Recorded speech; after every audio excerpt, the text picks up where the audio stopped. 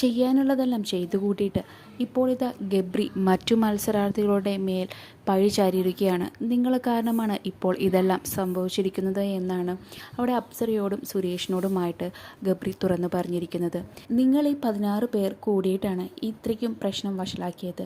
ആവശ്യമില്ലാതെ പറഞ്ഞ് ഈ കാര്യം അങ്ങനെ ആയിത്തീർത്തു. ഇതൊരു ഫ്രണ്ട്ഷിപ്പ് മാത്രമാണെന്ന് എത്ര തവണയാണ് നിങ്ങളോട് പറഞ്ഞത്. എന്നിട്ടും നിങ്ങൾ അത് ഹൈലൈറ്റ് ചെയ്യാനാണ് ശ്രമിച്ചത്. എൻ്റെ വീട്ടുകാരെ എനിക്കറിയാം, അവർ ഇതെങ്ങനെ എടുക്കുമെന്നും എനിക്കറിയാം. പക്ഷേ അവളുടെ വീട്ടുകാർ അങ്ങനെയല്ല. അവളെ ഇത് എത്രത്തോളം മെൻ്റലി ബാധിച്ചിട്ടുണ്ടാകും. ഇത്രത്തോളം വഷളാക്കാനുള്ള കാരണം നിങ്ങൾ ഓരോരുത്തരുമാണെന്നാണ് ഗബ്രി അവിടെ നിന്നിരുന്ന് പറയുന്നത്. പക്ഷേ എത്രയോ വട്ടം മത്സരാർത്ഥികൾ ഇതിനെക്കുറിച്ച് ഇവരോട് സംസാരിച്ചതാണ്. ഇത് നെഗറ്റീവായിട്ടായിരിക്കും പുറത്തു പോകുക എന്ന് ഇന്ന് രാവിലെ കൂടി ലൈവിൽ പറഞ്ഞതാണ്.